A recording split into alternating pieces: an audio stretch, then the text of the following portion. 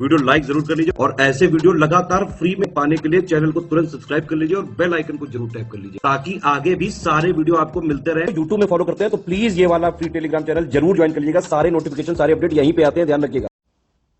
नमस्कार दोस्तों, स्वागत है आपका स्टडी फॉर सिविल सर्विसेज में। यूपीपीसीएस प्रीलिम्स एग्जामिनेशन 2022 और आरओईआरओ मेंस एग्जामिनेशन 2021 के लिए हमारा ग्रुप है एफसीएस डेली क्विज। इसमें लगातार क्विजेस आयोजित कर रहे हैं और इस पर्टिकुलर वीडियो में हम 13 जनवरी के क्वेश्चंस को देखेंगे। आपने एक ग्रुप ज्वाइन नहीं किया है तो उसको दिए गए डिस्क्रिप्शन बॉक्स में लिंक से ज्वाइन कर लीजिए और सारे क्वेश्चंस को अटेम्प्ट किया करिए। तो हम बिना किसी देरी के क्वेश्चन नंबर 1 से स्टार्ट करेंगे। पहला क्वेश्चन देखिए कि अर्थशास्त्र की किस शाखा के तहत मजदूरी, लगान, ब्याज और लाभ की अवधारणाओं पर अध्ययन किया जाता है। ठीक है, जो भी आपका wages, rent, interest and profit है तो ये सब स्टडी किए जाते हैं माइक्रो इकोनॉमिक्स के अंदर। ठीक है, और वहीं हम मैक्रो इकोनॉमिक्स देखें तो इसके अंदर जो आपका जीडीपी, प्रोडक्शन इनकम है ना, एक्सपेंडिचर्स, ये सब हम रीड करते हैं। तो यहाँ पे फिलहाल हमारा ऑप्शन बी जो होगा ये करेक्ट हो जाएगा। अगला प्रश्न देखिए कि मुगल बादशाह हुमायूं का पुस्तकालय देखने के लिए आप भारत के निम्न में से किस स्थान पर जाएंगे। तो हुमायूं की जो लाइब्रेरी है कुल मिला के ये है दिल्ली में, और हुमायूं की मृत्यु भी पुस्तकालय में ही उसकी सीढ़ियों पर गिरने की वजह से हो गई 1556 में। ठीक है, तो ऑप्शन हमारा यहाँ पे इस क्वेश्चन के लिए डी वाला करेक्ट हो जाएगा।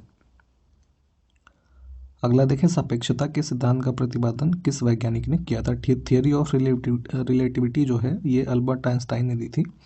तो ऑप्शन हमारा बी करेक्ट हो जाएगा।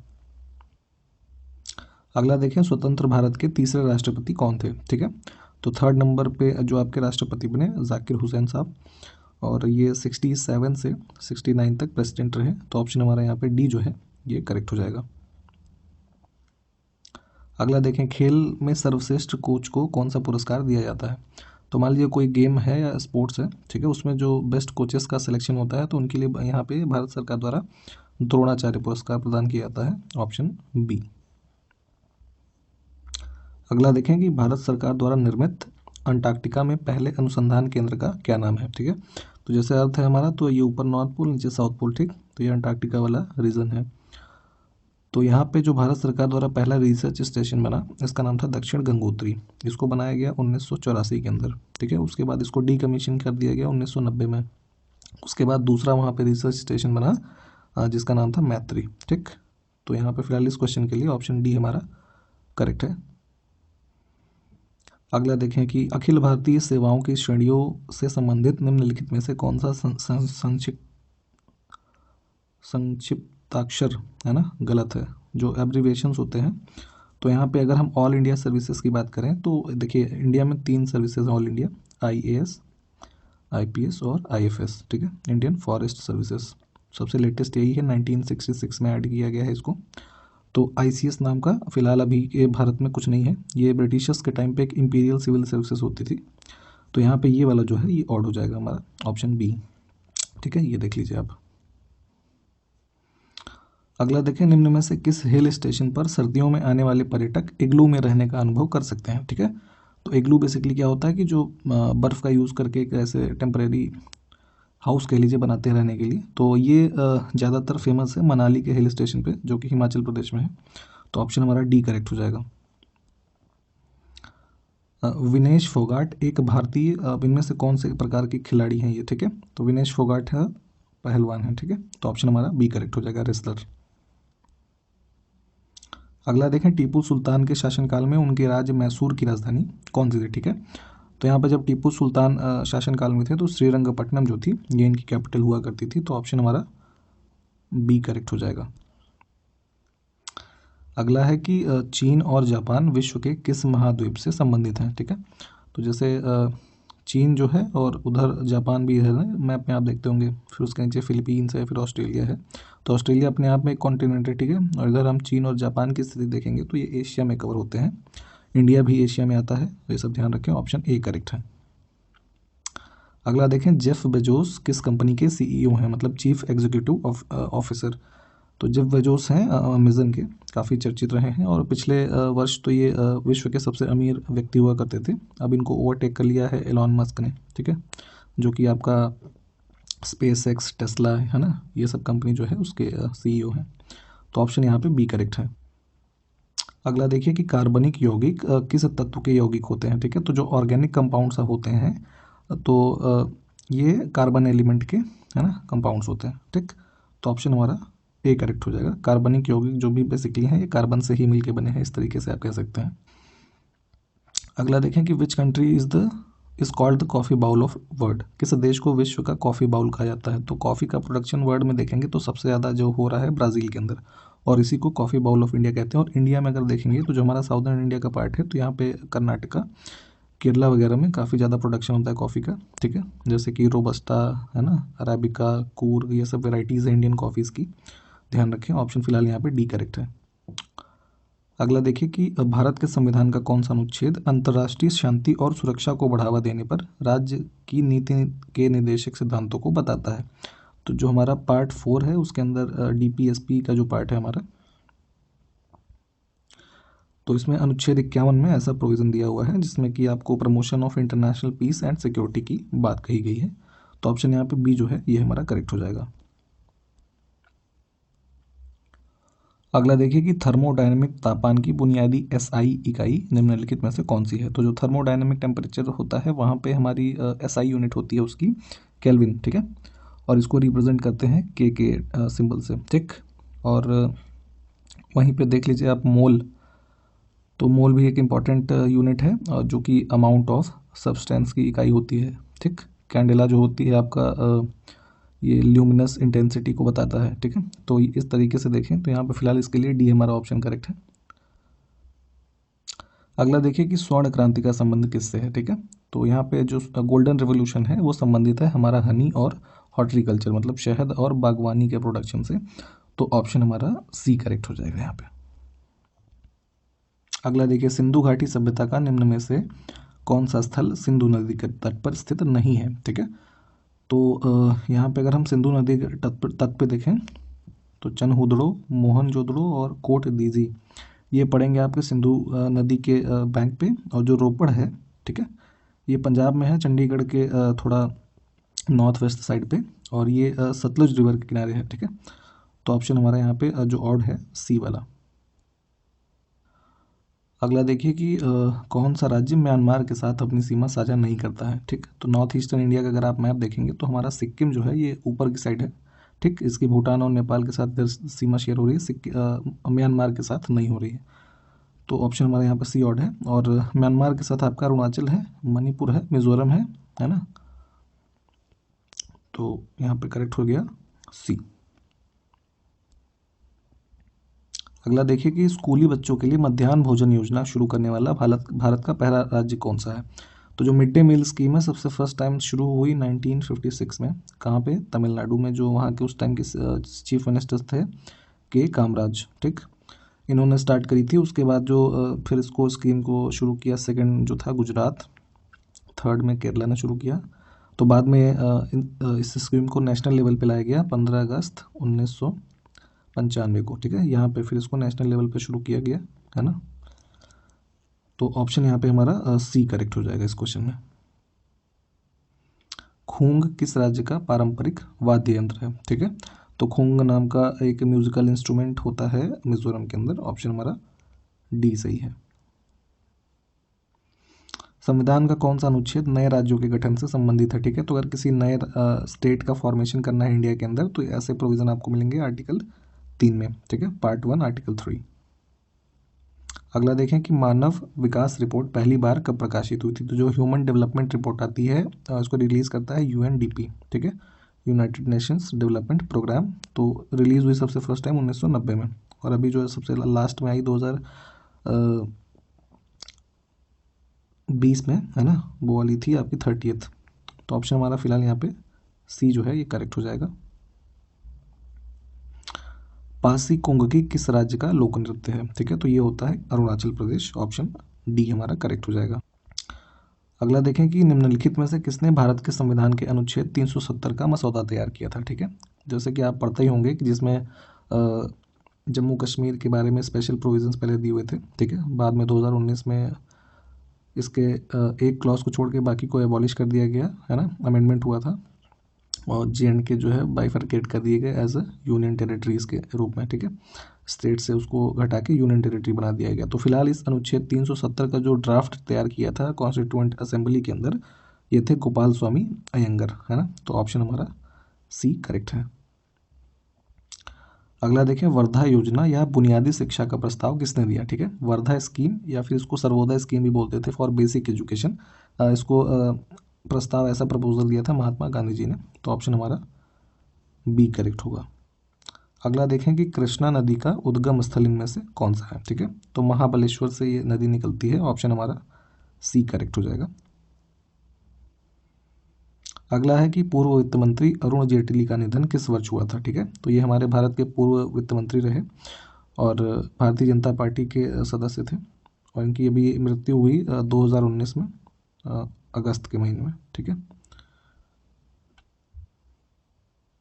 अंतर्राष्ट्रीय जैव विविधता दिवस किस तारीख को मनाया जाता है, ठीक है। International day of biological diversity 22 मई को मनाते हैं। अगला देखें कि निम्न में से कौन सी नदी पांचवी सबसे बड़ी और पश्चिम की ओर बहने वाली सबसे बड़ी नदी है, ठीक है। तो लेंथ के हिसाब से पांचवी बड़ी यहाँ पे, और पश्चिम की ओर बहने वाली सबसे बड़ी नदी हमारी है नर्मदा नदी, ठीक है। और ये निकलती है आपकी जो मैकाल रेंजेस है, ठीक है, अमरकंटक से, और इधर होते हुए मध्य प्रदेश से होते हुए आपका जाके अरेबियन सी में, है ना, फ्लो होती है। ऑलमोस्ट 1300 किलोमीटर इसका डिस्टेंस कवर किया जाता है इसके द्वारा, ठीक है। और इसी नदी को आपका कह लीजिए जोग्राफिकल बैरियर इंडिया में बोलते हैं नॉर्थ और साउथ का, ठीक है। अगला है कि shot at history my obsessive journey to Olympic golds किस भारतीय निशानेबाज की आत्मकथा है, ठीक है। तो इस पुस्तक को कह लीजिए ऑटोबायोग्राफी है एक तरीके की, लिखा है अभिनव बिंद्रा जो है ना शूटर है। तो ऑप्शन हमारा सी करेक्ट हो जाएगा। अगला है कि प्रसिद्ध सांस्कृतिक स्थल रानी की वाव किस नदी के किनारे स्थित है, ठीक है। तो ये है आपका सरस्वती नदी के किनारे, ऑप्शन हमारा ए यहाँ पे करेक्ट हो जाएगा। तो गुजरात के अंदर ये स्थित है, ऑप्शन ए हमारा यहाँ पे सही है। अगला देखें कि भारत के संविधान के किस अनुच्छेद में धन विधेयक की परिभाषा दी गई है, ठीक है। तो जैसे पार्लियामेंट में स्पेशली धन विधेयक के बारे में ये प्रोविज़न कॉन्स्टिट्यूशन में है कि ये सिर्फ लोकसभा जो है और उधर आपका स्टेट लेजिस्लेटिव असेंबलीज में प्रेजेंट होता है। तो लोकसभा में स्पेशली, यहाँ राज्यसभा में प्रेजेंट नहीं किया जा सकता इसको, लोकसभा में इसको पेश करते हैं। और कौन सा विधेयक धन विधेयक है या नहीं, इसका जो कह लीजिए क्लासिफिकेशन करते हैं, उसका डिक्लेरेशन जो है वो लोकसभा स्पीकर जो होते हैं उनके द्वारा किया जाता है। तो ये सब प्रोविजन दिए हुए हैं अनुच्छेद 110 में, ठीक है। धन विधेयक की परिभाषा क्या होगी, ऑप्शन बी करेक्ट है। अगला देखें कि कौन सा वन्यजीव अभ्यारण्य उत्तर भारत में एक त्रिराज्य संरक्षित क्षेत्र है, ठीक है। तो यहाँ पे वाइल्ड लाइफ सेंचुरी हमारी जो है ये नेशनल चंबल सेंचुरी, ठीक है। ये आपका राजस्थान, मध्य प्रदेश और उत्तर प्रदेश जो है ये तीनों के बॉर्डरिंग स्टेट पे कह लीजिए इसका क्षेत्र है चंबल नदी के किनारे, ठीक। और यहाँ पे जैसे क्रिटिकली इंडेंजर्ड जो घड़ियाल्स हैं ये पाए जाते हैं, ऑप्शन फिर हमारा ए करेक्ट हो जाएगा इसके लिए। अगला देखें, निम्न में से किस नृत्य रूप को लद्दाख का शाही नृत्य कहा जाता है, ठीक है। रॉयल डांस ऑफ लद्दाख है आपका शोंडोल नृत्य, ऑप्शन सी। निम्न में से कौन सा आंदोलन वर्ष 1930 में महात्मा गांधी जी द्वारा शुरू किया गया था, ठीक है। तो 1930 में यहाँ पे शुरू किया गया था सिविल डिसोबीडियंस मूवमेंट, सविनय अवज्ञा आंदोलन, ऑप्शन बी। जनवरी 2022 तक की इन्फॉर्मेशन के हिसाब से यूनिफाइड पेमेंट इंटरफेस यानी कि यूपीआई का उपयोग करके फंड ट्रांसफ़र करने की ऊपरी सीमा क्या है, ठीक है। तो जैसे आप यूपीआई यूज़ करते हैं ना, भीम यूपीआई वगैरह जैसे एग्जांपल ले लीजिए, ठीक। तो यूपीआई के अंदर आपका एक दिन में कह लीजिए जो हमारी मैक्सिमम लिमिट है ये 1 लाख रुपए, ठीक है। इससे ज़्यादा फंड ट्रांसफ़र नहीं हो सकता, ऑप्शन ए करेक्ट हो जाएगा। अगला देखें कि K12 साल्टोरो पर्वत की दूसरी सबसे ऊंची चोटी है जो सियाचिन क्षेत्र में अब इनमें से किस रेंजेस की एक उपश्रेणी है, ठीक है। तो साल्टोरो पर्वत जो है ये सियाचिन में है सिचुएटेड, और ये हमारा जो काराकोरम रेंज है इसकी उपश्रेणी है। और यहाँ पे K12 जो है ये सेकंड हाईएस्ट पीक है इस माउंटेन का, ठीक है, इसको भी ध्यान रखिए। अगला है कि 2019 में किस देश ने भारतीय प्रधानमंत्री नरेंद्र मोदी को अपने सर्वोच्च नागरिक सम्मान जायद पदक से सम्मानित किया, ठीक है। इंग्लिश में इसको जायद मेडल या फिर ऑर्डर ऑफ जायद भी बोलते हैं, ठीक। तो जैसे भारत रत्न होता है इंडिया में, वैसे ये वहाँ पे है। तो उस देश का नाम है संयुक्त अरब अमीरात, United Arab Emirates, option C. ये ऑनर मिला 2019 में। निम्न में से कौन सा दर्रा उत्तर में नीलगिरी पहाड़ियों और दक्षिण में अन्नामलाई पहाड़ियों के बीच स्थित है? तो साउदर्न इंडिया में हम देखेंगे तो यहाँ पे नीलगिरी माउंटेन जो है और फिर अन्नामलाई पहाड़ियाँ जो नीचे हैं, तो कह लीजिए जो पास हमारा यहाँ स्थित है इसको बोलते हैं पालघाट दर्रा। ऑप्शन डी करेक्ट हो जाएगा।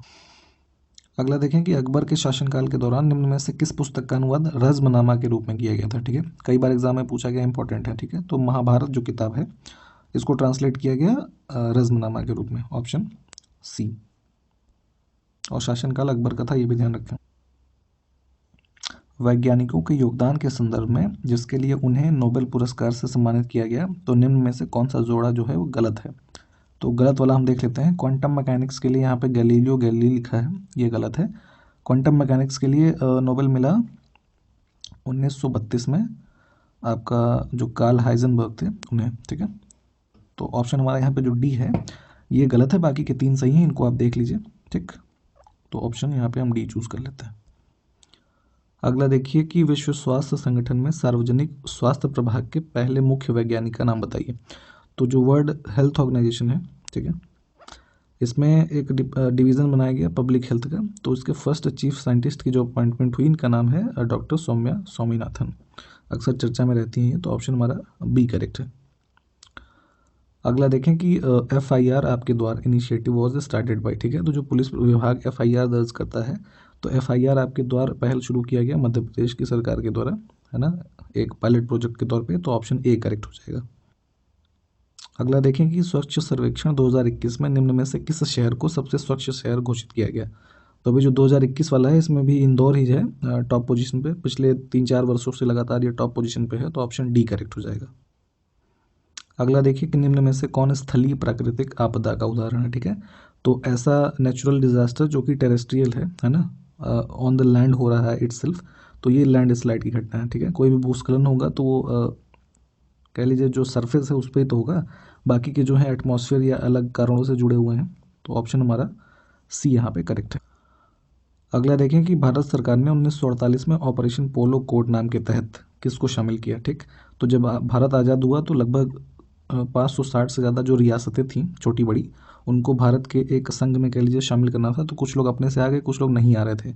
तो ऐसे में ऑपरेशन पोलो एक कोड चलाया गया। 1948 में ऑपरेशन था ये, इंडियन आर्मी के द्वारा, ठीक है। सरदार वल्लभ भाई पटेल जो थे उनके कह लीजिए डायरेक्शन में काफ़ी अच्छा तरीके से इसको एग्जीक्यूट किया गया, और हैदराबाद जो है इसको भारत संघ में सम्मिलित किया गया। तो ऑप्शन ए करेक्ट है।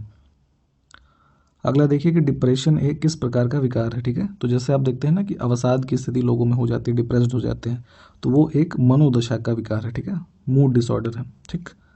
ऑप्शन ए करेक्ट हो जाएगा। इनमें से कोई और ना समझिएगा कि कोई अलग हो जाए, मूड डिसऑर्डर होता है डिप्रेशन।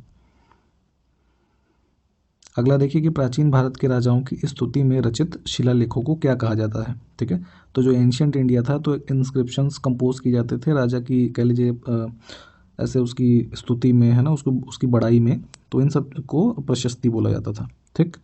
ऑप्शन डी करेक्ट हो जाएगा। तो आज के वीडियो में इतना ही। सारे क्वेश्चंस आप देखें और इसको अटेम्प्ट भी करें इस ग्रुप में जाके, अगर आपने नहीं किया है। अगले वीडियो में मिलते हैं आपसे। नमस्कार, जय हिंद।